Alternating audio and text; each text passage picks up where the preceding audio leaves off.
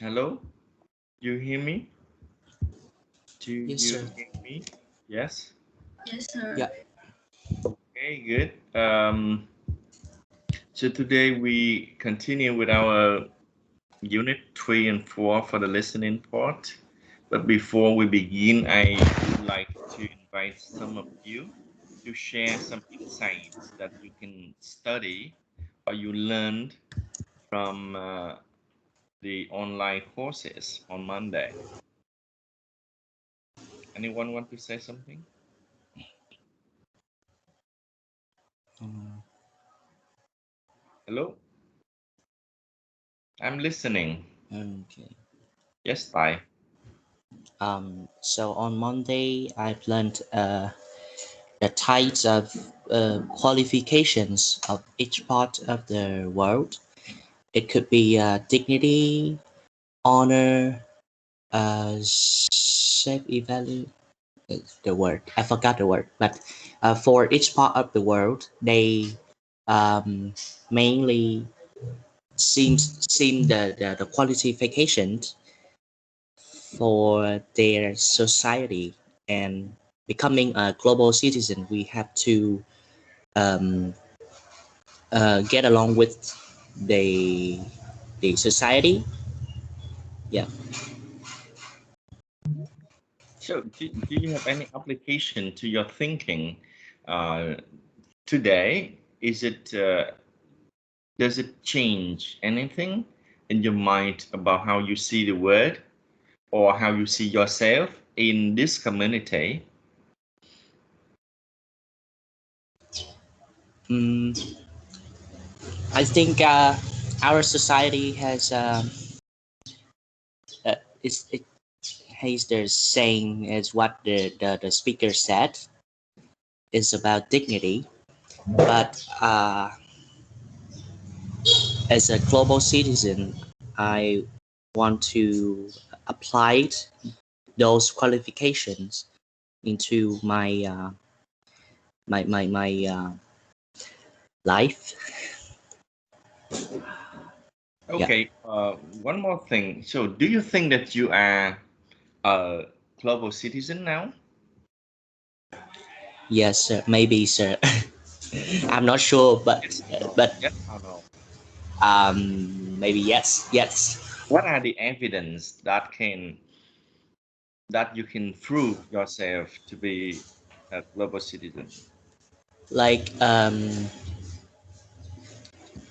I want to widen my relationship with peoples around the world, and also I uh, take care of the problems happening in the world, like how we can affect the environment, how we can treat with yeah, how we can how we treat to the environment, yeah, stuff like that. Mm, okay, it's not my expectation, but thank you anyway. How Yeah. do you see about the concept of looking kind of see over your border? So see something over your border.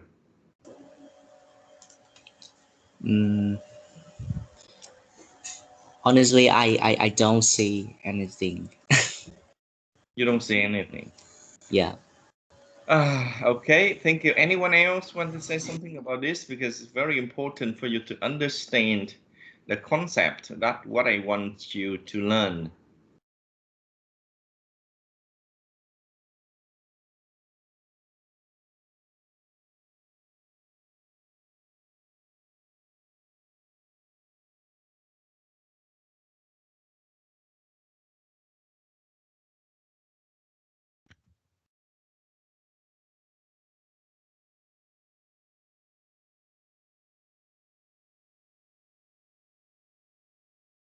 Hello?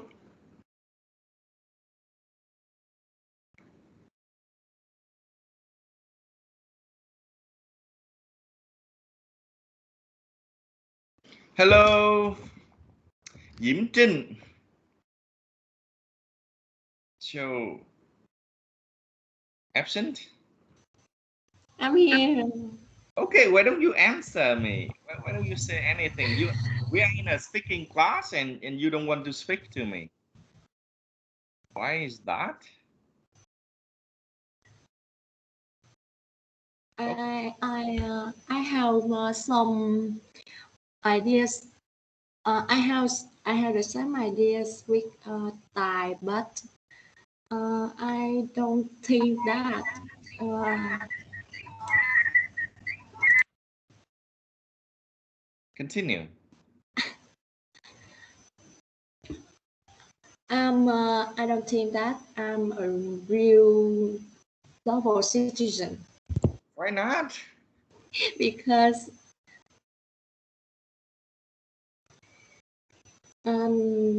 because I have not contributed anything to the world. Really? Yes. Mm-hmm. Okay. Interesting. And if you want to contribute to the world, what do you do? What will you do?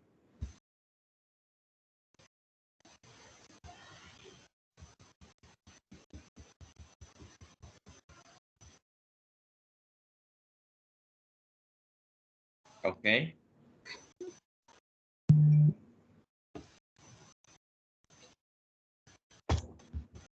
To continue, if you want to contribute to the world, what will you do?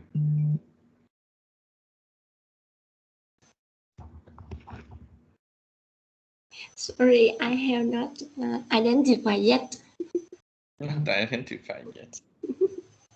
Oh my God.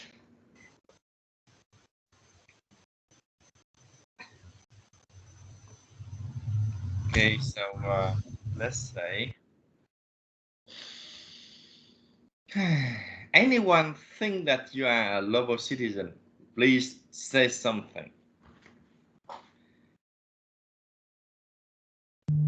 Anyone? Excuse me. Yes? Uh, I think I'm a global citizen, and I also find the course is interesting because I find lots of ways to contribute to the world or ways to learn overseas. Like, I mean, it's not go abroad to learn to be a global citizen, but we can still stay here to do some things for the world. Like you can share your materials to the file and share it to everyone, or you can make a video clip to share that some skill or some way to study to post, and everyone can learn it from you. Yeah, and in the video I see that the ways of teaching is also can have the the student to be global citizen, like the teacher gives the project, so then the students go online on the website and then they contact to another teacher to ask for more information about that, and then continue to make the conversation with the teachers, and then write the report to their own teacher. Okay. Thank you, Vân, right? Yes. Okay. Vân, which course did you take? I take the course of Microsoft. Okay. So for Microsoft, it's a less information. It is more to prepare the teacher. Yeah. So if you want to have more information, you should continue with Coursera. Yes, I still continue with the course in Coursera, but I haven't finished it. Okay. So my next question for you is that, do you think that you are a global citizen now? Uh, Actually, I think I'm a global citizen now. Because according to your videos, maybe last week you sent us. There's lots of ways to be a global citizen, like to be a leader, to self-study, or to help each other. So I think I have like over 50% of this characteristic. Okay. Actually, if you understand it clearly or obviously about the definition of global citizen, you will see that we are living in the context of global citizen. Globalization. We can see in the supermarket things from different countries. We eat different things now in our society. That is the concept now. It is not something that we do, but something about the mind, the thinking, the concepts, the thoughts about that. And we are actually the global citizen because we are living in globalization. We use different things, different trademark, different products from different countries. We can speak a language. We can kind of make money and we can have people. If you cannot have people, but you can do something like you educate yourself, you understand about the new thing, you tell people about that, that is happening too. That's why I try to guide you to study the course, take the course, so that you can understand clearer about the ideas of sharing. Sharing good, positive things is a way of looking over your weaknesses or your limit or limitations. The biggest concept or features of being a global citizen is that you don't think about what you know in a border. You know things in the bigger scale. So if you think about Vietnam, you think about Asia, the world. You do things, when you do something, when you do something, you should consider the effects to other people or the environments or the world. And if you can see now in our society, the conditions, educations and everything, we are actually somehow we can call global citizen. But if you don't change yourself to be a perfect or a full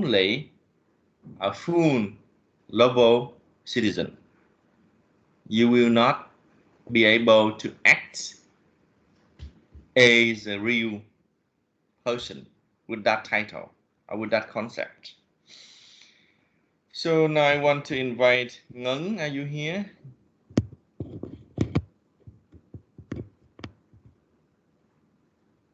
Ngân. Yes. Okay, Ngân. Do you think that you are a global citizen now? Maybe just partly global citizen because I think I am not contributing many to the world.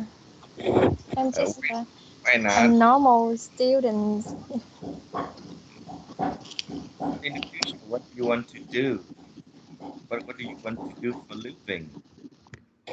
Pardon? In the future, what do you want to do for living? Um, I'm not sure, but I want to find a job that can provide my family and mine. Okay. Where do I'm you so want to confused. go? I don't know. I don't know what happens in my future. Really? Yeah. Right now I'm so So confusing. like unstable, right? Why is that? Kind of. I want you to study more about something else from that is different from the course, because I want you to think about your future. Global citizens know about the future of themselves and the world. Yeah. And after Maybe right now, this course, okay, maybe what? maybe right now I don't have any inspiration. I need to find some inspiration for me to keep on. Okay, I have one thing for you to think of. Yeah. Not just only Ngân, but everybody. You think about what you do in the future as a job that you can support yourself first. And from that, when you are not the burdens of the society, it's the sense of helping the world. Okay? So, Okay. so I want you to think of what you want to do in the future right now in this year, so that you can practice to train yourself for more skills. And after the next 2 years, you can become a very good candidate for that position. You don't wait until the last minute of your graduation and you see that you need some skills and you don't have time. Do you understand what I'm saying, everybody? Yes, sir. Yes, I do. Okay. So I'll give you 5 minutes to think and tell me on the chat box or on the Zalo chat, what do you plan to do as a job in the future? And from that sense, what kinds of skills do you need to study more? 5 minutes from now. Is it okay? Okay. Yes. Okay, sir. I need you to think about you, yourself, the words, the conditions, the job in the future. So what kind of skills do you need now for that job? Tell me your name, the job you want, and the skill you have, and the skill you need to practice more. Done. So I need to type it for you over here. In 5 minutes, think and write your answer.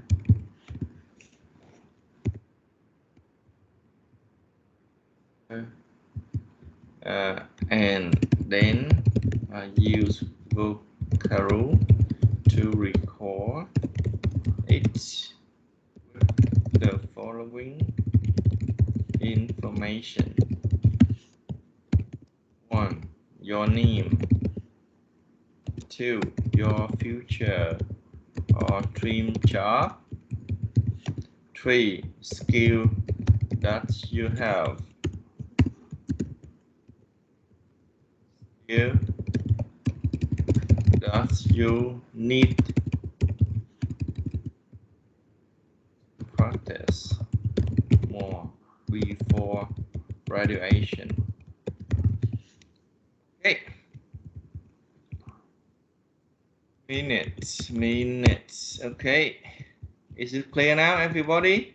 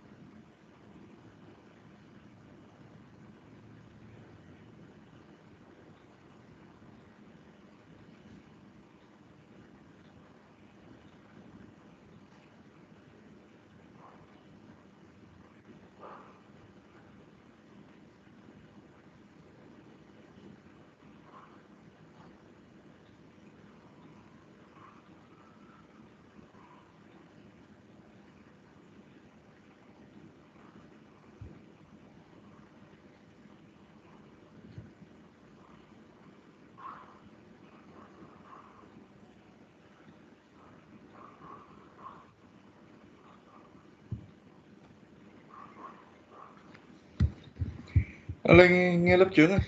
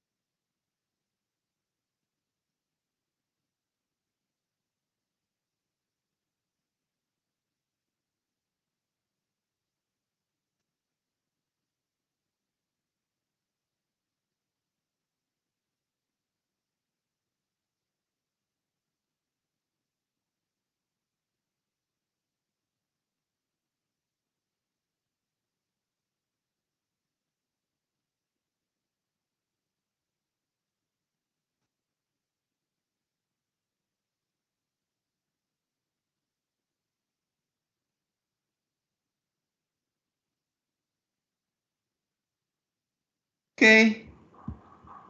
Everybody, is everything okay? Yes, sure. So try to record it quickly, just some sentences. Sure, 2 more minutes. Okay, 2 more minutes. Thank you. Okay.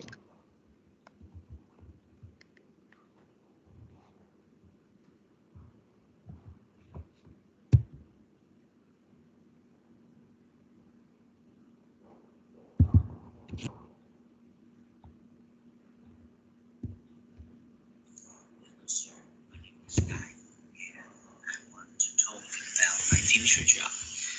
In the next 5 years, I want to be a tour guide in a tourism company, and also I want to be a teacher as a side job.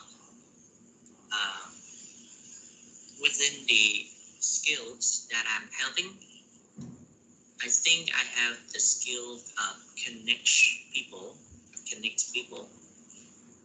and I can get along with them. I'm very calm with the problems that I'm facing, and also I have the desire to help people learning English for free, because in my opinion, education is for free. It's free for everyone, and the skill that I need to practice more before graduation is the skill of pedagogical skills. It means I have to, the way I talk to my student should be easier and understandable. Yeah, then what is I want to share with you. Thank you. Tai, are you there? Yeah, I'm here, sir. Okay. So do you have any part-time job related to teaching? No, sir. No, not yet, right? Yeah, not yet. I'm helping my friend in learning English. Okay, so my suggestion, your skills that you, if you really have the will to have students, okay, or to have anyone to learn English, we can discuss more about the options to create more videos to have people to learn, okay, or even to think of what we can teach online for free. If you want, you can contact me outside of the class so that I can guide you for your practices. It is a good thinking, okay? Yeah, thank you, sir. I will text you after the class. Okay. So we have the top three to get the bonus. Tài, My và TT. Who is TT? I know TT is somebody. Trinh, right? Trinh, TT. Yes. Okay. Should we hear the first one? Well, hello teacher and everyone. I'm Tumi, and in the future, I want to become a tour guide who can help Vietnamese tourists discover a foreign country, especially the Thailand and Europe countries, because I really love Thailand and Thai culture. Yes, so definitely I would like to guide my tourists to Thailand at least once. So currently, I'm a collaborator with a tourism company in Kansas City. Yes, so I think I already done some field trips. So I think that I have solving problem skills and presentation skills as well, because in some field trips I need to explain and uh, I need to explain and say something about the culture, the destinations that we visit. So I think that I also have a little bit speaking skills, and for in the future, I would like to improve my English speaking, because I just kind of I just get a little bit I just get around 70% of fluency in English. Yeah, so I need to improve my speaking English. Is the first thing that I need to do, and the second thing that I need to do is I need to expand my knowledge in culture and in the places that I need to explain, or I need to say, tell the stories of the destinations that my tourists visit. Okay. Yes, so yeah, that's it. Thank you for your. Interesting. That's really what I want to hear. For to me, it's really interesting that you want to study something for your skill, for your future. And I think I can design something for you to do that, or for the whole class if you want, with storytelling. Okay, I will listen to the next. Hello, my name is Trojan. Now I'm undergraduate of Canton University with English major. So in the future, I hope to become a skillful and powerful English teacher. Actually, I'm good at speaking in front of people and MC skill. I'm talented with leadership as well. However, I'm a hot-tempered person, so I hope to improve coordinated and open-minded skills in order to support my dream job. Also practice English skill to boost passions an English teacher. Okay, thank you, Jin. How hot it could be when you are hot? Jin? Sorry, it's so noisy here because it rained heavily. You know, because you know me, you know my personalities. I'm easy to hurry and easy to talk noisily, and I want to do everything quickly. So I think it's a hot-tempered person. Okay. So I see three things: pedagogical skill and storytelling. So we have something with speaking and something with personality. So I just take the three things from three top kind of fastest persons in the class or people in the class. So according to what you need, I will design more actual curriculum for your course assigned next to our course or our book. Okay. So if you agree, I will plan that for homework in the future. So now I am waiting for you to send it into Zalo later after we finish the learning today. Now we move to doing some exercises. So this is easy. Do you think we need to do this, or we move on to listening? Maybe I just copy Sorry, it. teacher. Yes. Can you hear me? Because I have problem. My power is off, so my phone is about run up battery. So can I absent today? You are present, so try to follow Zalo if you need something else. Okay. Yeah. Thank you very much. Okay. Bye. And today we will listen to Unit 3. Unit 3 listening 2 and Unit 4 listening 1. Try to do it at home if you have the material. If you don't have it, try to ask your friend to send you the file, okay?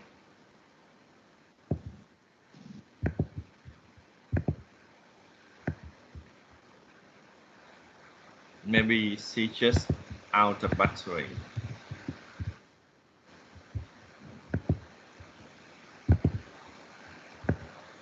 Last sentence.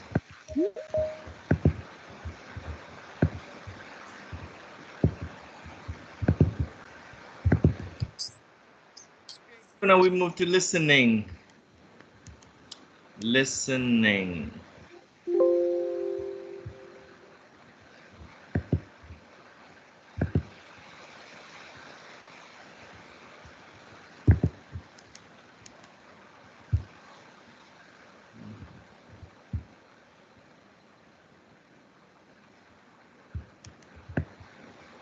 Or not this one.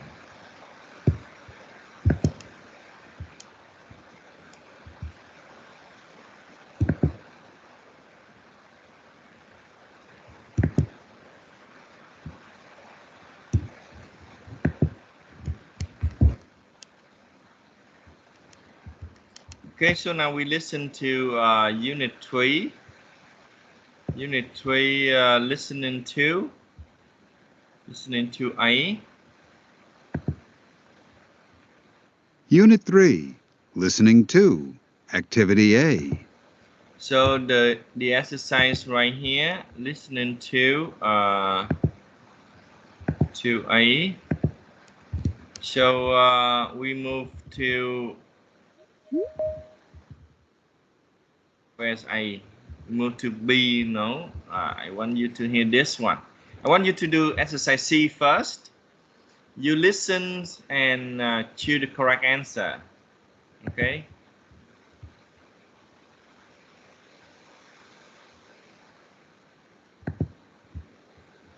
Unit 3, Listening So to. do you hear the sounds well? Hello? Is the sound okay?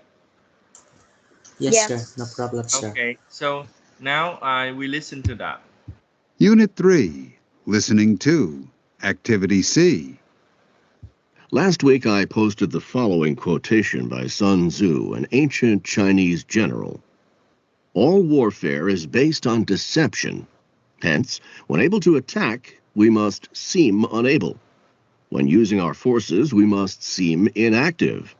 When we are near, we must make the enemy believe we are far away. When far away, we must make him believe we are near. I was pleased with the responses on our class website, and I have chosen 3 of the examples you found in your research to talk about more in depth today. So let's get started. As you all know, deception is the art of making others hear, see, or believe something which is intended to mislead them and give us an advantage. Let me explain. In nature, animals use color changes or sound mimicry to distract or confuse predators. In contrast, in our everyday lives, the use of makeup and clothes helps humans attract attention. In advertising, companies often package small items in big boxes or use bright colors to enhance dull products in order to attract consumers. Do all of these actions work because it is so easy to manipulate others? As most of you agreed, the answer is yes. And that leads us to our discussion topic today. When we think of deception in warfare, the most common example is the use of color and objects which are intended to help the military blend into an environment. In the desert, soldiers wear khaki-colored uniforms. In a forest, vehicles are green in color. Well, I asked you to look beyond the obvious. However, this is not the only tactic the Army uses to deceive its enemies. According to Dr. Joseph Cadell, a lecturer on military history at North Carolina State University, there are active and passive forms of deception. In his 2004 paper, Deception 101, Primer on Deception, he explains the difference. Passive deception is designed to hide real intentions and capabilities from an adversary. In other words, it involves hiding something which exists. In contrast, active deception is the process of providing an adversary with evidence of intentions and capabilities which you do not, in fact, possess.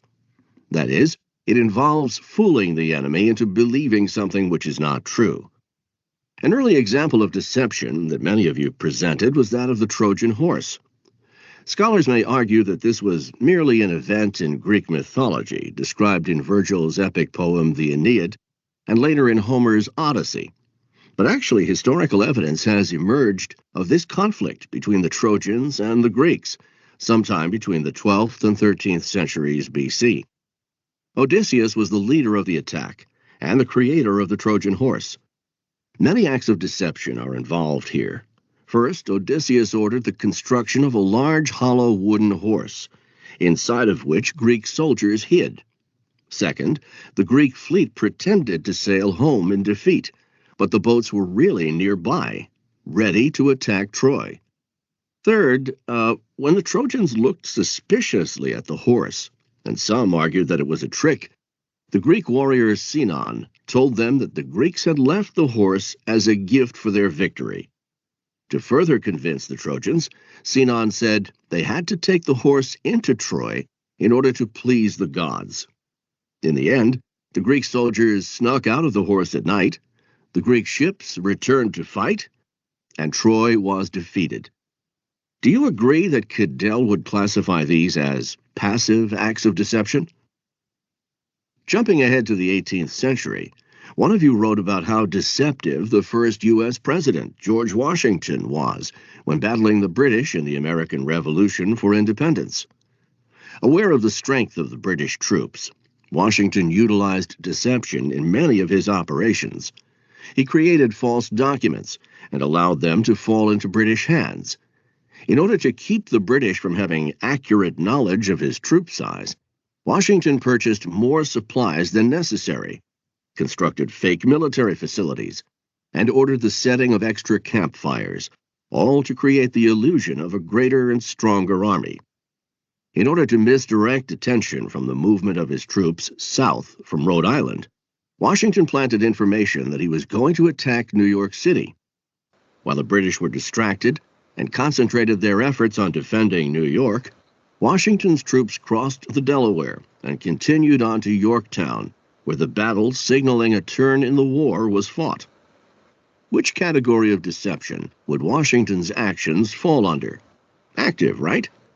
That is, Washington's objective was to fool the enemy into believing things that were not true.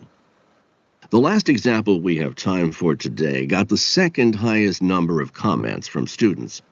It involves the 20th century operations leading up to D-Day in World War II, specifically Operation Quicksilver and Operation Fortitude South. In the first, a small army unit was falsely portrayed as a large group under the command of the respected General George Patton. In the latter, the Allies convinced the Germans that this large unit was going to invade France at Pas-de-Calais. Deceptive messages and false radio signals were sent to German intelligence agents. The Germans were caught off guard when the real attack took place on the beaches of Normandy, and the Allied invasion was successful. These are a few of the important instances that show the practice of deception in warfare over a span of many centuries.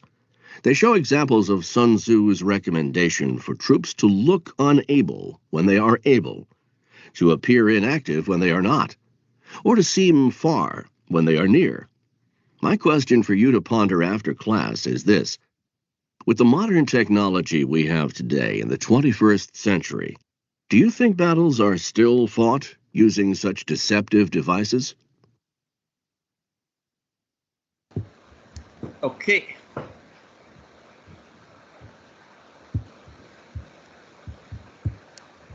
So after the first listening, do anyone have anything left in your mind? Tell me first. Hello? So do you remember anything? Just tell me, don't worry.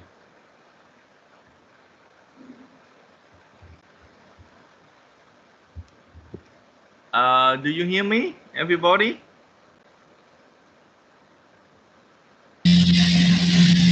No, sir. I remember that Sun Tzu is the famous Chinese general. I cannot hear you well. The noise is too loud. Anyone else, please? Sorry.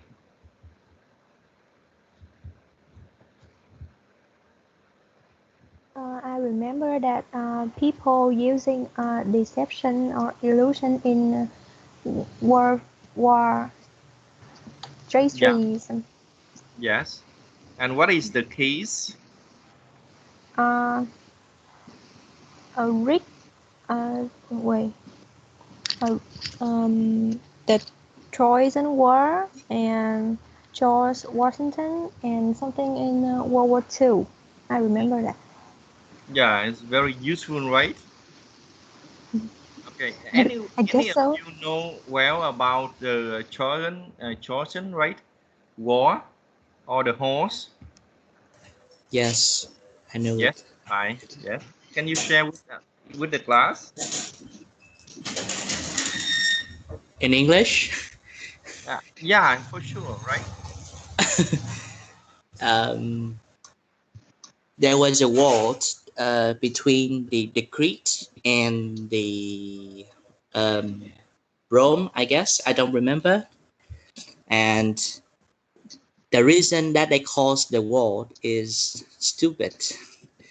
It's because just because the woman, just one woman,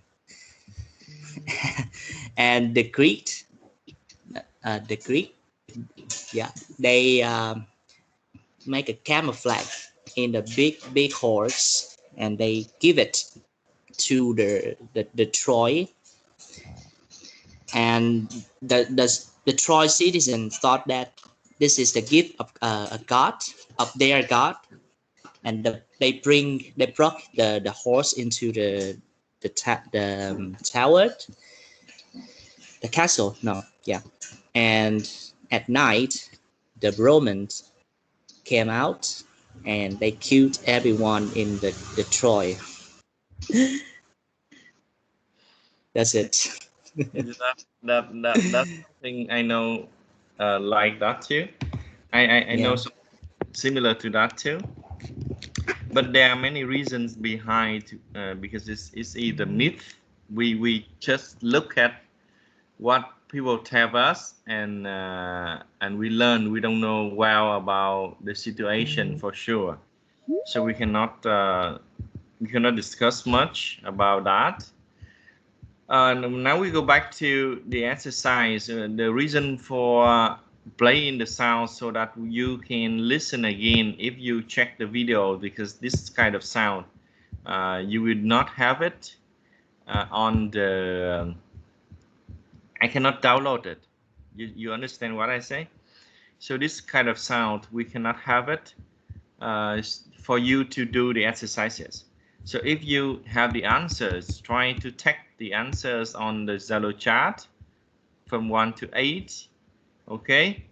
And I will ask you more after the second time of listening on next Monday when you listen to it again at home, okay?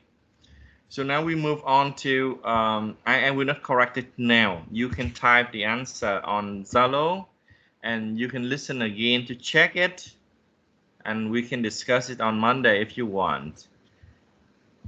Understand the requirement, right? Hello? Yes, sir. Yes. Right. So, yes. Can you please give us the question? I mean the question is here. Yes, that's right. It's in the book. Yes. And I will not correct now. Yeah. You need to type it on Zalo and we will check it later. I play the sound so that you can see the listening, the sound on the recording. Okay? You can hear it again on the recording. Understand now? Because you cannot download it from these exercises. The main listening skill. So now I play again one more time with listening 1 so that you can have the listening if you want to listen to the audios again for Unit 3. Is it okay?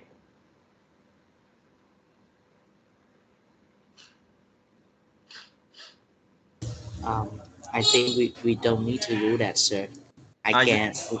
You can do Yeah, it on your own accounts, right?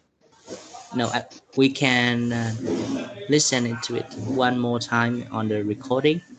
Yes. Okay. Yeah. So now I do it with listening 1 in case that if you want to practice listening 1 at home. Okay. And then we move on to Unit 4. So I click on listening 1 here. Unit 3, Listening 1, Activity C.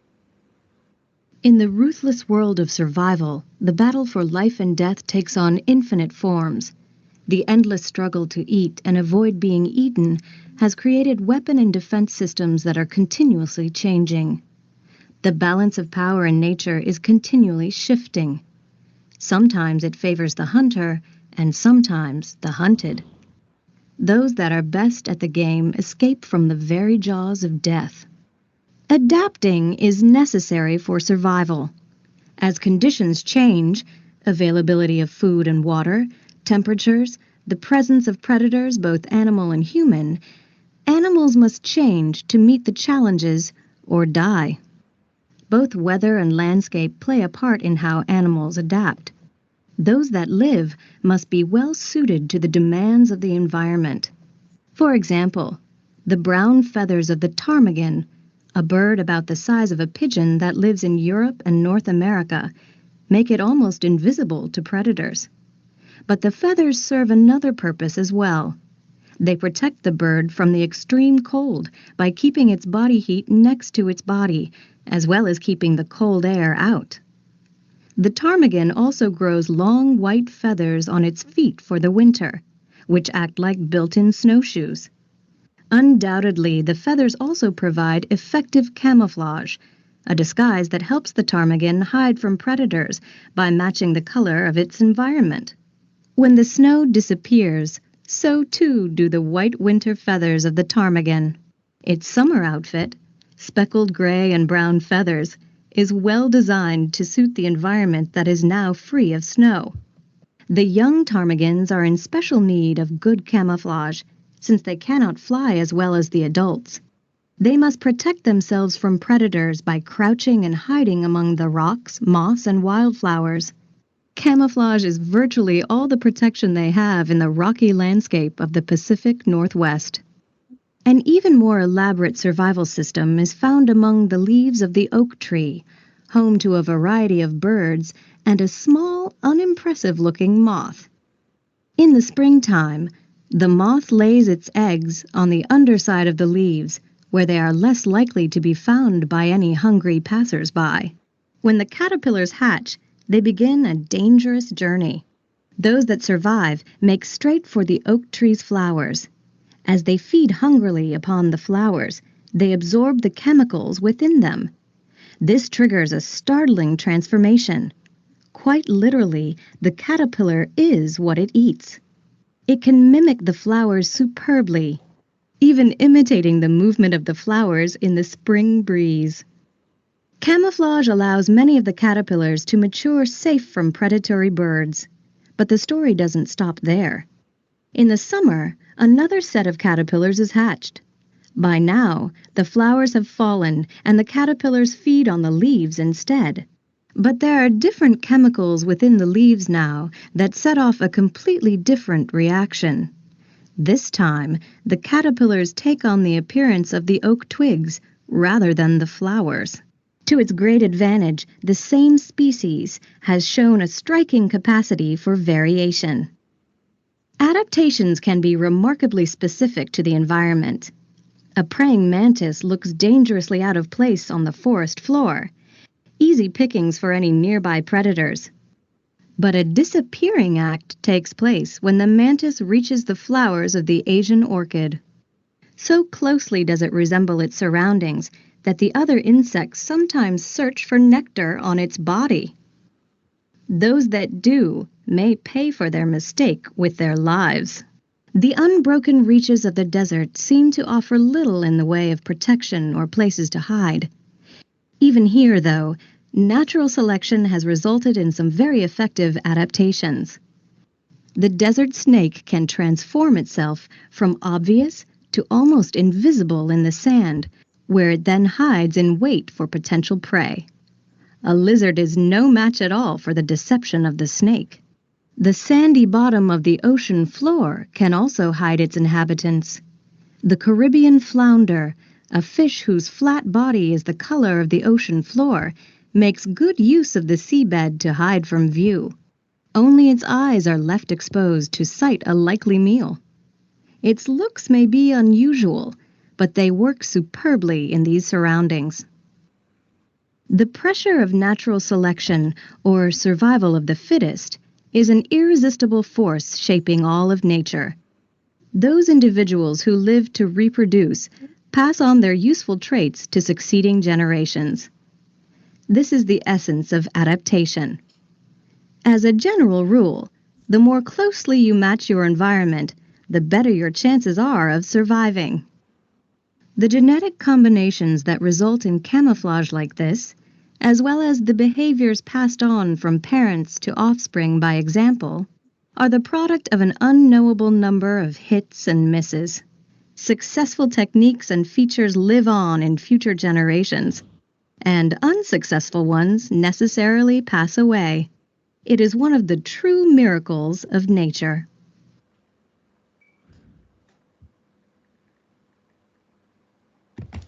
Okay, you can do this exercise by giving the answer to Zalo. Is it okay too?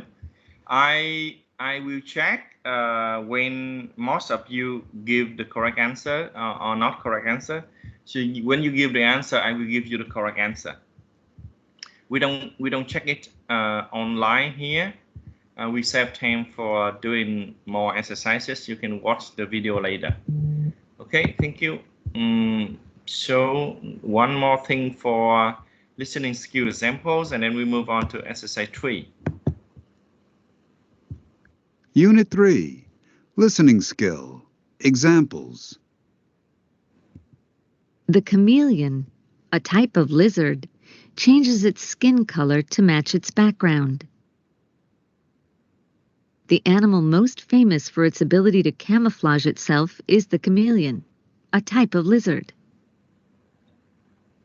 Chameleons are oviparous, or egg-laying animals.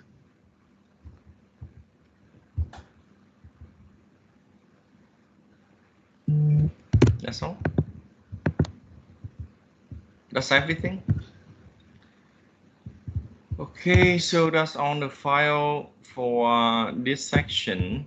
Anyway, just one more taking notes with it. I try to play them all. Unit 3, note-taking skill. Activity C. Sherlock Holmes is the famous detective created by Sir Arthur Conan Doyle. He is the main character in over 56 stories and 4 novels.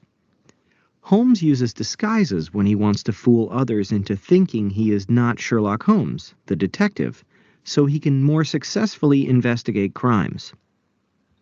In The Adventure of Charles Augustus Milverton, Holmes poses as a repairman and becomes engaged to a servant in the house of Milverton, an evil blackmailer. His goal is to gain access to the house so he can steal letters that belong to an innocent woman. In another story, he dresses in the black clothes of a village priest. He knows that in order to gain valuable information from the village people, he must fool them into thinking they can trust him completely. The detective disguises himself as an old bookseller in The Empty House because his enemies assume he is dead, and he wants to continue this illusion for his own protection. Some critics say Sherlock Holmes is as much an actor as a detective. Okay, thank you. Before we move on to the next listening, I want to ask some of you who just sent me the recording. We don't need a lot of time to prepare for it, and why does it take you too long to finish it? Thảo first. Thiên Thảo, are you here?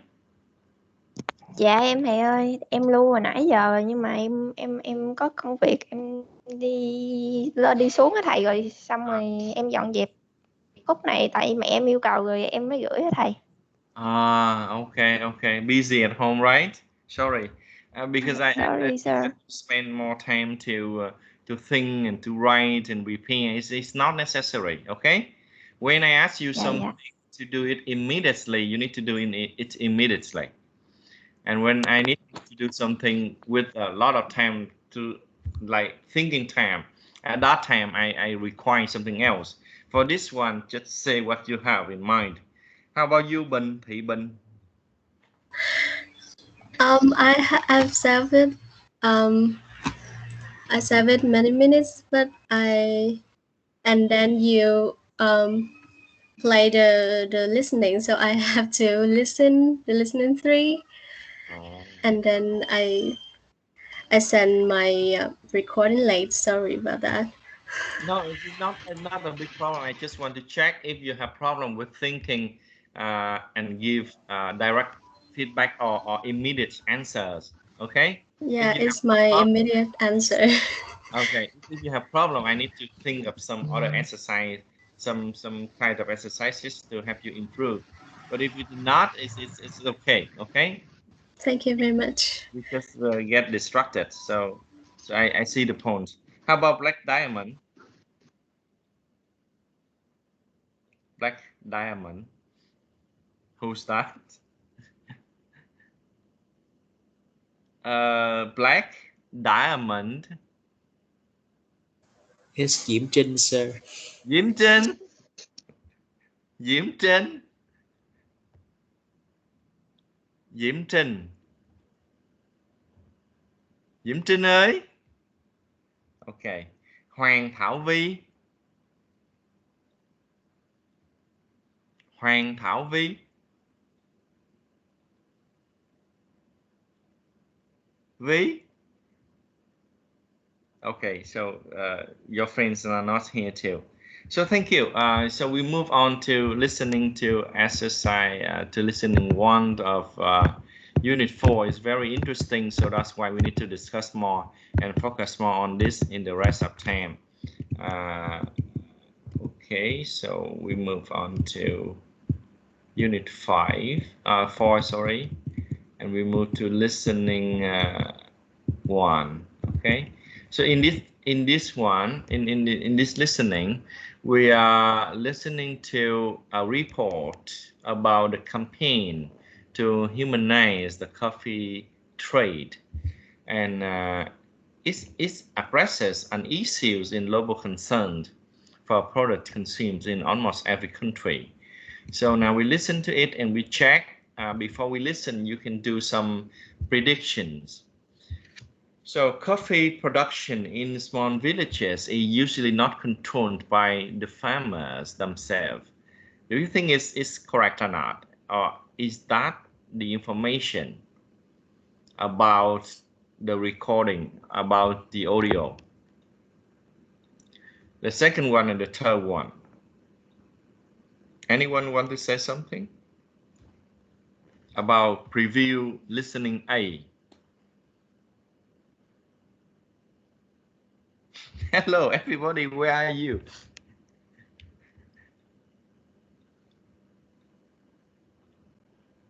Nobody? Okay. Oh my God. Hui, are you here? No, too? My sound has the problem? Anyone online? Hello?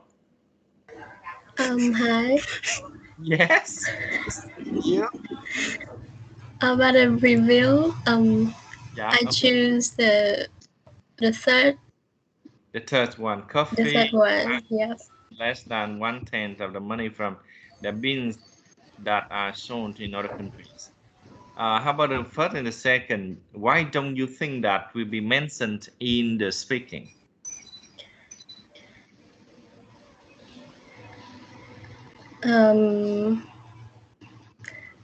I don't know, but I usually hear about the price problem of the farmer, like rice and coffee.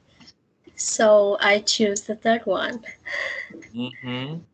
So how about now? Let's talk about something with related to our farms, our paddy fields with the rice. You know that? Yeah. So what do you think about that? Think about sweet potato, about fruits, about paddy fields with the paddy rice. What do you think about that? Do the farmer get more money or less money or something? And yeah.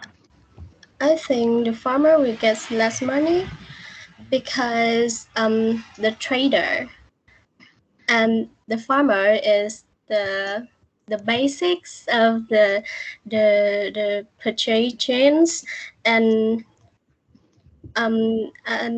the trader get the products from the farmers and then sell for another one, and then the price the farmers produce have to less than their their endeavor to make the to help the trader get thing like Benefit or profit. yeah, Profit. profits. Yeah. So why does that happen in our country, but not in Western countries? Why do Vietnamese farmers get a problem of, so when they harvest, it's good. When they have the good harvest, they usually don't have enough money. And why don't they have more profit from their really work, their product, but somebody else who didn't do anything? I think because our policy, we don't have the standard policy for price to for the trader to for a trader give to the farmers, and the trader can use their power to lower the price of the products from the farmer. Okay. And they can sell with a higher price to other people, to the customer. So, but we are living in a society with free market, right? And you sell things if you want with the price you want. So I don't really understand that. And I think one is a problem is that the standard of the products, they have no standard like GAP. When something products with GAP label is have like reliable shocks of products, and people now is believe in those label more than or this label products have been sold in supermarkets with a standard price. Okay. In our class today, who live in the family with some kinds of similar jobs like doing farming or gardening or the fruits or the rice or sweet potato. So can you raise your hand or type in chat box or something? How many percent? Yeah, Trinh, yes, tell me. My family work hard to collect sweet potato, purple sweet potato in Bình Tân district. In Bình Tân, right? Okay. Yeah. And what happened? Because of COVID-19 pandemic, so our farmers in my village didn't sell on the sweet potatoes, and the price so low, about 1,000 to 5,000 per 1 kilograms. Yeah, kilograms sweet potato, and they don't have any profits for this year because each year. Why is that? Because I when I go to the market, this is still like 10,000 or something, or 5,000 something. Actually, I think because with a large number of sweet potato, we need to Chinese customer to buy them. And in Vietnam, we don't use a lot of sweet potato, so the customer don't like to eat sweet potato, so they don't like to buy it. And Vietnam don't have a standard policies to manage this problem. And when China closed their border, close their border, we can to import on of a large number of sweet potato, and this is a big problem. I go back to the basic question: why does your family kind of focus on only sweet potatoes? Because in the 1 to 3 years ago, sweet potato has a high prices, about 100,000 per 1 ton. 1 ton. Yes, 100,000 per 1 ton, and each harvest we can collect about, we can sell about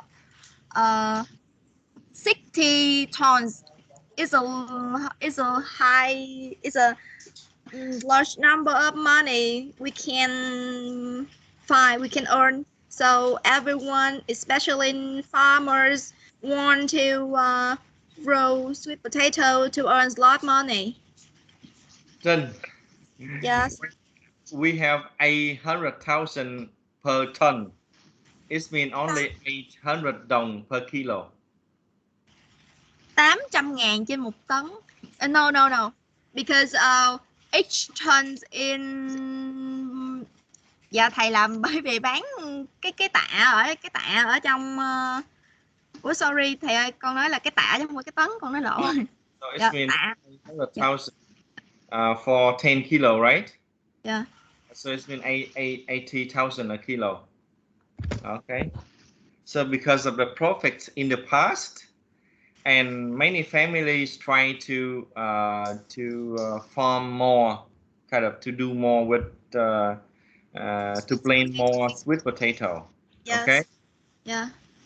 And when every family focus on the same thing. Yes, every family. I'm sure that every family about more than 6 or 7 districts, almost all of Bintang district want to grow sweet potato. And now if they don't grow sweet potato, what do they do? They can transfer to grow another one like đậu bắp or something like rice. But the rice is also like potato because it's so cheap. Okay, but that is the what is okra, right? Okra. Yeah. It's interesting. So, do you think that that is the same problem with coffee? Because coffee, everybody wanted, even in Vietnam, in the world. So is it the same with coffee? Actually, I heard about this listening, and I think it's the same. It's the same with coffee and sweet potato because we have a problem between the customer and the farmers. We don't have the standard policies to manage the money we can pay for farmer and the money we money we can pay for the farmer. Farmer can earn less than company because company we have reputations to attract other customer in the big city to buy it with a higher price than in a small village. So I think it has a big problem that government should manage and enact the standard policy for both trader, for both farmer and trader. Okay, do you mean that the law? Yeah, the law. Okay, policy. so we can decide that. Yeah. The law for that. Yeah. So do we have any law to limit the effects you mentioned? I can hear about something like in the listening one of unit 4 can mentions about one law, but I forget the name. But this law I think is suitable for us and for Bintang district for our problem. Okay, I forget the name. Okay, after our discussion, I can see another problem now. I think that we don't understand much about the law. We don't understand much about free market and the economic. So I think in the future I need to plan something for you to do about that. I will think about that this weekend, so that you can have more chance to understand about something not similar to your daily basic. Yes, because I and even my family don't have a lot of knowledge about economic law or economic standard, economic policies. So we have a big problem with that. And even we need to learn something about post-harvest. It's mean, what do we do with the product if we have too much? And kind of there are many problems related to these issues. So now we listen to it before we end, and I will design more exercises for you to talk about something not familiar like this. So to practice, okay? So now we listen to listening 1, and this is D, right? D and A is the same.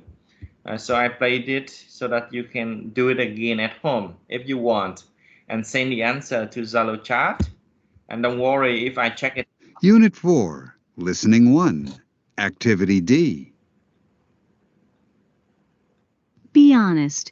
When you drop by your local coffee house... Hi, how are you? Do you ever think about the farmers who grew that coffee thousands of miles away? I need two venti mocha frappuccinos with whipped cream. When you pay the bill, $8.29. do you ever wonder how much of this money will the coffee farmers and their families actually get?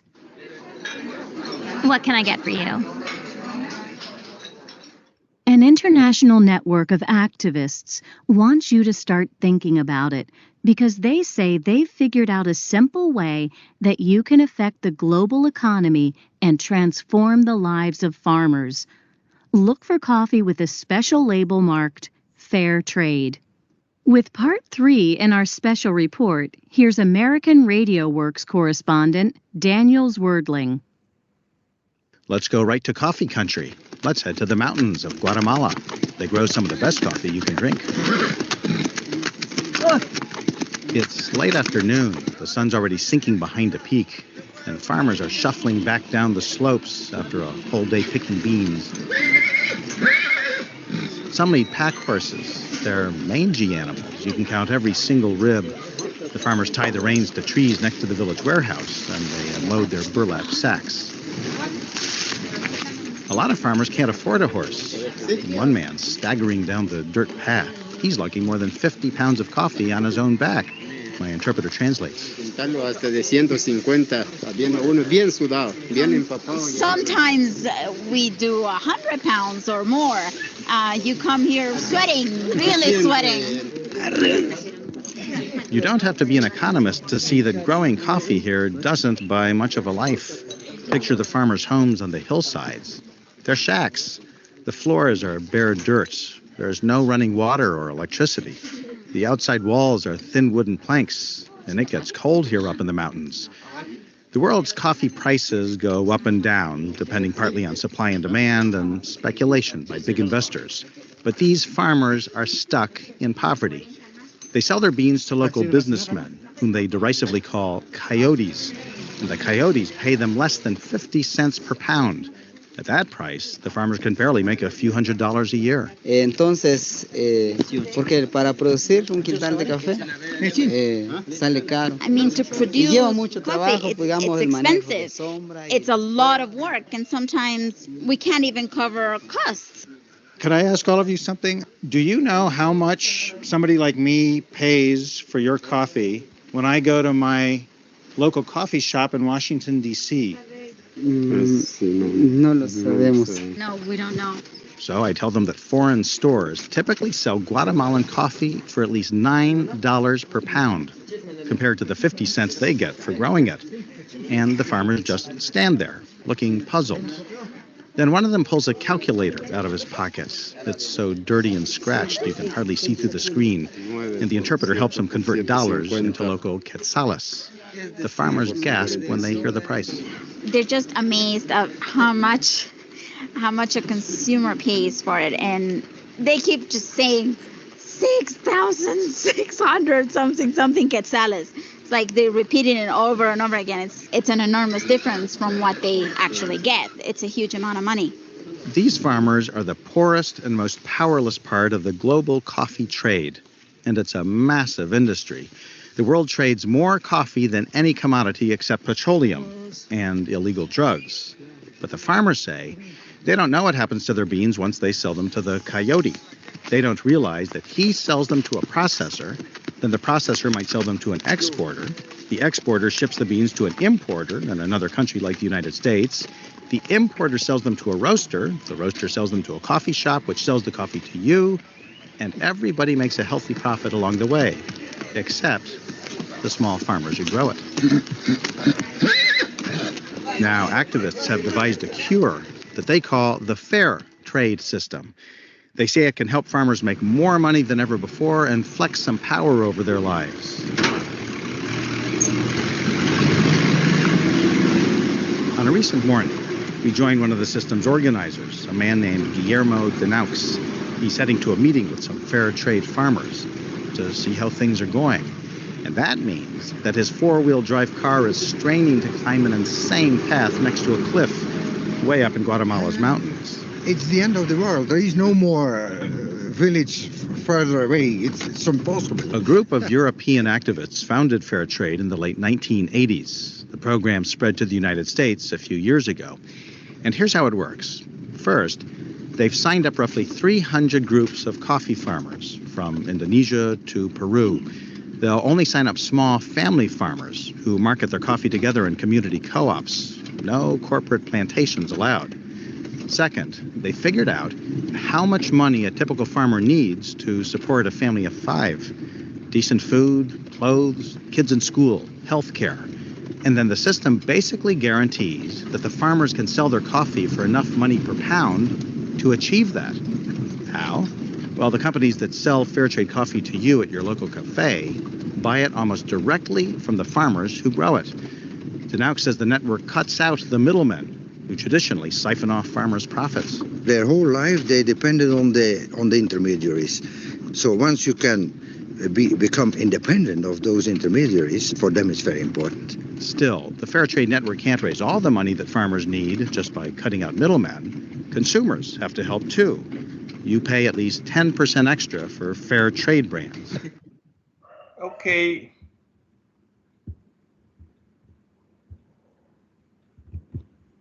So, do you see the problem over here? So the problem is from what? Hello? Do you see any problem? This is about the fair trade. Yes. What else?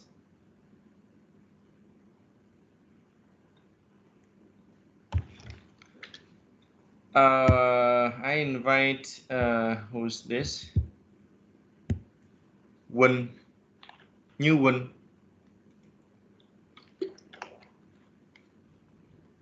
Phạm Ngọc Như Quỳnh, Phạm Ngọc Quỳnh Như.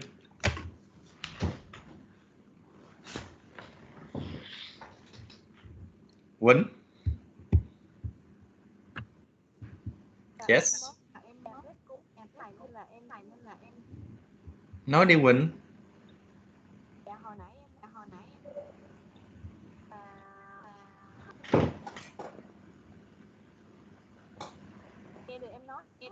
Nghe hơi nhỏ nhưng mà thầy cố gắng nghe.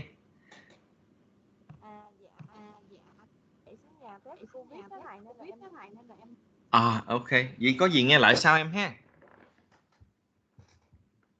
An đi, anh Thư đi. Thư, are you here today?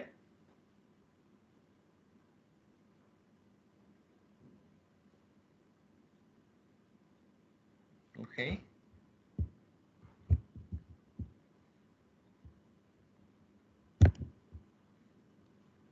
Phương nghe.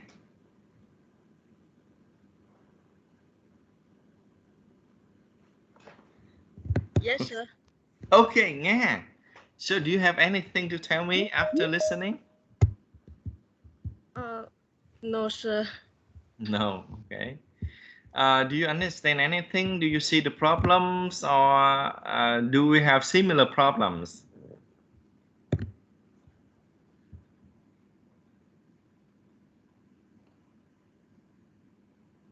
Okay. Okay, so the first homework today, I need you to think again about listening problem. Thôi hôm nay như vậy đi ha. Thầy sẽ mở một Sau khi thầy nói chuyện xong thì mở một cái file nghe nữa để cho mấy đứa về nhà nghe thêm cái file thứ hai luôn nha. Cái file thứ hai, cái file mà không có ấy nè. Thì thầy muốn mấy đứa làm một cái bài tập ngay bây giờ, trong ngày hôm nay hoặc là tuần này gì đó. Thì ngoài cái chuyện mà mấy đứa về nghe mấy bài tập nghe mà thầy mở hôm nay trong sách Unit 34, thì mấy đứa làm cho thầy một cái chuyện là đánh giá lại những khó khăn khi nghe, từng bạn một luôn, mô tả cho kỹ. Còn nếu mà không biết khó khăn là gì á thì phải đi tìm hiểu coi thường ta nghe ta gặp khó khăn gì, coi mình có giống không thì nói ra. Thầy biết có nhiều bạn sẽ treo nick hoặc là máy bị trục trặc, nên là một lát thì sẽ đánh máy lại cái yêu cầu này lên trên Zalo, và cái yêu cầu này là bắt buộc để thầy đánh giá lại cái khó khăn khi nghe để mà xử lý. Hiện tại là vấn đề nó bất thường quá rồi. Khi mà nghe xong thì mọi người có vẻ như lặng thinh, nên thầy sẽ không đánh giá được. Như là đang dạy trong lớp thì thầy còn có thể test mấy đứa hay check mấy đứa hay hỏi han này kia được. Bây giờ nghe qua gì hỏi là cách duy nhất của mấy đứa. Nếu mà thầy giờ cho chơi game nữa thì nó cũng phiền phức quá. Được không Tài hay là Lâm? Ý thầy gì nghe kịp không em? Dạ em hiểu thầy ơi. Dạ. Lâm nói đi Lâm. Dạ, cứ triển khai theo ý của thầy em thấy cũng được. Thí dụ theo em thì em đang gặp khó khăn gì nghe mới nghe cái bài này? Em nghĩ là vốn từ của em á thầy. Vâng nói chuyện vâng. Dạ. Em định hỏi là mình sẽ viết một dạng kiểu như là viết ra thành một cái đoạn rồi gửi thầy, hay là tụi em lại làm video để nói về cái khó khăn đi gửi thầy á thầy? Viết tiếng Việt. Dạ. Thầy muốn mấy đứa hiểu Việt để cho thầy hiểu rõ, để mà mình sẽ tiến hành mình xử lý nó, để cho thầy thiết kế bài tập cho mấy đứa làm chứ không gì hết trơn á. Mình vừa học chương trình rồi mình vừa xử lý lỗ hổng, hiểu chưa? Thầy ơi, mình up cái file Word mình đánh chữ lên Zalo luôn hay sao vậy thầy? Đúng rồi, vậy đi được không em? Vậy được không? Dạ được. Dạ được. Khi nào tụi em còn gửi cho thầy á thầy? Cái này thì thường cứ bài tập thứ tư thì mình làm, sau tới thứ hai thì có thôi, để thầy nhìn sơ thì nói chuyện mấy đứa mới được chứ. Tức là bây giờ mấy đứa tưởng tượng học với môn của thầy á, thì nó sẽ không có đi theo 100% cái chương trình của sách, mà là sách là mình sẽ là 50% cộng với xử lý sự cố, xử lý điểm yếu là 50%. Nếu mà mấy đứa để ý từ đầu tới giờ là nó như vậy. Và bữa nay thì phát hiện là nghe là ngày càng đuối rồi. Bởi vì thường thì những bài nghe nó dễ hơn, mà càng về sau thì những bài nghe nó càng dài. Bài này là hơn 6 phút, mỗi bài hơn 6 phút là nó thuộc dạng lecture loại ngắn. Chứ nếu mà mấy đứa thực sự nghe lecture mà khi thầy đi học á, nghe lecture 3 tiếng á, ông thầy ông nói 3 tiếng luôn, ông chỉ ngồi uống nước thôi là mấy đứa sẽ bị đuối đó. Thì thầy nghĩ là mình đang gặp khó khăn về nghe một cách nghiêm trọng, bởi vì nó có đòi hỏi nhiều cái vấn đề lắm. Nghe nó vừa nghe được rồi ghi được thì tổng kết tức là liên hệ các thứ để mà mình sử dụng, để mà mình nhớ được chi tiết. Cái này là hình như là mấy đứa hầu như là đang gặp cái gì thầy cũng không biết nữa. Thầy gọi mà không trả lời thì thầy tự hiểu như vậy. Còn chuyện thầy có hiểu sai hay không thì mấy đứa phải nói thầy biết, bởi vì thầy đâu có ở trong cái brain của mấy đứa đâu mà thầy biết. Thầy chỉ dự đoán dựa trên kinh nghiệm của thầy thôi. Tới đây ổn ha. Thôi thầy cho nghe một cái nữa để mình có cái cơ sở file để mấy đứa về nhà tự nghe lại khi mà mấy đứa tự làm bài tập nha, được không? Rồi xong rồi lát thầy đánh máy cái bài tập về nhà lên. Bữa nay thì thầy chỉ giao như vậy thôi. Bây giờ mình sẽ nghe cái 2A với 2D này là giống nhau nè. Thầy mở lại nè. Thầy mở cái D nha. Unit 4, Listening 2, Activity D. We are going to watch 2 videos in class today related to our recent readings on how companies can market themselves as socially responsible corporations. The first, from 2008, is a report on the purpose and goals of the UN Global Compact, an international business program started by Secretary General Kofi Annan in 1999. The second is an update presented by the Executive Director of the UN Global Compact, George Kell, at the Business for Peace Foundation in 2014. Please take notes and write questions for a follow-up discussion. In 1989, the Exxon Valdez sank off the coast of Alaska, spilling 11 million gallons or 125 Olympic swimming pools worth of crude oil into the water, polluting 1,300 miles of coastline. The disaster, which incurred the world's biggest ever corporate fine of $5 billion US, has become a byword in the media for corporate irresponsibility. Since then, business has gone global as never before, with foreign direct investment tripling to more than $1 trillion. But as companies extend their reach, particularly into emerging economies with weaker regulations, the need for responsible business practice is greater than ever before. Shame on the gap! Shame on the gap! Despite increasing scrutiny from consumers and NGOs, companies are still regularly accused of human rights abuses, poor working practices, and environmental crimes. In 2000, the United Nations offered a solution to this growing problem, the UN Global Compact, which asked businesses to take direct responsibility for their actions. Participating companies follow the Global Compact's 10 principles, which broadly safeguard human rights, labour standards, the environment, and fight corruption in what could be described as a United Nations of companies. Initially, we started off with a moral call. Increasingly, over the last couple of years, the business case for engagement has become clearer. By acting responsibly, companies can gain the confidence of investors, who are increasingly backing businesses that successfully manage their environmental and social impact. It's said that reputation and intangible assets determine up to 70% of the company's market value.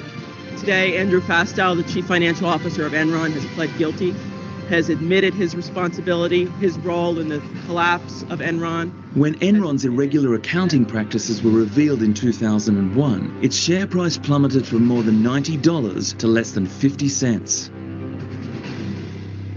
Enron's tattered reputation eventually bankrupted the company. On the flip side, a good reputation can increase sales. A 2007 report showed that household expenditure on ethical goods and services in the UK had almost doubled in 5 years. Businesses waking up to the fact that the commercial potential of a responsible business can be exploited. Business leaders recognize that being proactive on these issues has a premium. It allows them to attract skilled people. They also recognize new opportunities, because if you're better connected on the social agenda, you spot market needs much better. And attitudes do seem to be changing. A 2007 McKinsey survey found that 90% of CEOs said they were doing more now to incorporate environmental, social and political issues into core strategies than they had done 5 years ago. The Global Compact started with 38 companies in 13 countries. Today it has 4,000 members in 120 countries.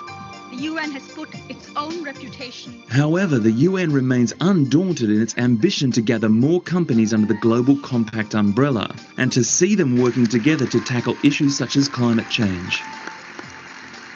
Progress so far has been significant, but this is only the beginning. Together, we can achieve a new phase of globalization, one that creates inclusive and sustainable markets, builds development, and enhances international cooperation. So, in order to assess the success of the UN Global Compact, we need to know where businesses stand 15 years after its beginning. In the previous video, George Kell said business leaders would recognize that being proactive on social issues would be beneficial to them. Have a significant number of companies joined the movement? Kell poses 3 questions. Let's see how he answers the first one in his speech at the Oslo summit. We are honored to be partner of the Business for Peace Foundation, to contribute, to spread the message, to build a momentum. Indeed, the State of the Union and its fragility was the reason why United Nations Secretary General Kofi Annan in 1999 launched a global compact of shared values to give global markets a human face. And of course, I'm very happy that Harvard discovered this concept 10 years later. So where is the state of the union between business and society today? I believe it is at a crossroads. On the one hand, we have seen enormous progress in the last 10, 15 years. What started as a marginal movement is now becoming strategic corporate practice. On the other hand, we see that framework conditions are not necessarily improving. We see that global warming is already becoming a reality, that old ideologies are coming back, and on a daily basis, we are reminded about corruption, human rights abuses, ecological destruction, often implicating business. The first question is, can we envision a day, hopefully not in the too distant future, where the majority of business acts responsibly and in a sustainable manner? The second question I would then explore is, what are the major barriers that hold us back in moving there? And thirdly, what does it take to get there? So let me take these three questions one by one. On the first question, can we envision a day where the majority of businesses is truly acting responsibly? I can say today to you with great confidence, yes, absolutely. The simple reason is that in an increasingly interdependent and transparent world, long-term financial success can only happen if it evolves together, hand in hand with environmental, social responsibility and sound ethics. I can tell you also with some pride that this movement is already a global movement. In 1999, less than 50 companies had the courage to take a stand on universal principles. Today, there are 8,000 active corporate participants organized in 100 country networks from more than 140 countries. From China to Chile, from Mexico to India, from Iceland to South Africa, the idea of corporate responsibility has taken root and is growing in many languages, in many contexts. Okay. Thank you. Do you have any question before we end the section today?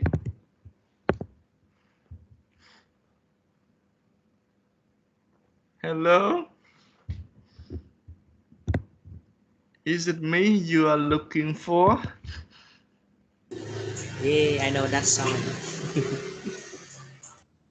Okay, Dan. Vâng, yes, you want to say something? Dạ, em chỉ định hỏi là sau này mấy bài nghe tiếp theo của mình đó thầy, là đều có những cái giọng mà nó đặc biệt giống như giọng hai bài mới nãy hả thầy? Có giọng bài nãy phổ biến mà em, trời ơi, mấy đứa tưởng tượng mấy đứa cứ nghe anh Mỹ hoài, mấy đứa bước ra thế giới là mấy đứa hy sinh nha. Rồi mấy đứa tưởng tượng mấy đứa mình bước ra thế giới người ta nói tiếng Anh đâu phải có giọng Anh giọng Mỹ đâu mấy đứa. Mấy đứa học tiếng Anh mà để ở trong nước không thì mấy đứa học giọng Anh giọng Mỹ. Còn mấy đứa học tiếng Anh để mấy đứa bước ra thế giới thì mấy đứa làm ơn đi, nó nghe giọng Ấn, giọng Nhật là khác nè hen, giọng Phi là khác nè hen, qua giọng Pháp, giọng Tây Ban Nha, thầy nghe thầy biết là giọng nước nào luôn đó. Bạn bè thầy là khắp nơi thế giới. Nghe vâng, mình không có học một giọng đâu. Và mấy đứa tưởng tượng đi, mình nó gọi là lingua franca, thì giống như là tiếng Anh trên toàn thế giới là rất là đa dạng cái người dùng, cái accent cũng khác, miễn người ta nói đúng được rồi, giọng nào nghe cũng được chấn á. Nha vâng.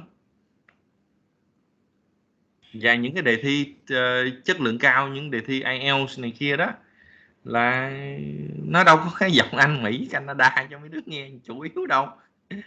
Tùm lum hết. Và mấy đứa muốn luyện giỏi hơn á, thì mấy đứa nên nghe BBC 6 Minutes, là nó khoảng 6-7 phút, giống như cái bài này là để mình tăng cái thời lượng nghe lên. Rồi, các bạn nào hỏi gì trước khi mình nghỉ không? Cũng hết giờ rồi. Dạ không. Dạ không. Trang có nói gì không Trang? Dạ không có câu hỏi thầy ơi.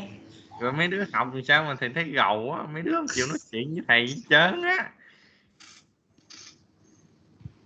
Mấy cái bài nó dài quá thầy, nghe một hồi bị 8 phút là bình thường đó cưng. Bây giờ thầy nói thiệt chứ, cái cuốn sách này 8 phút cho mấy đứa bước ra cuộc sống đó nha, mấy đứa vô một cái hội thảo á, thì cái người mà nói dở lắm ta cũng phải nói 15 phút. Tức là người ta nói ít á, là người ta nói 15 phút, còn những cái plenary speaker đó là người ta nói ít nhất là 1 tiếng.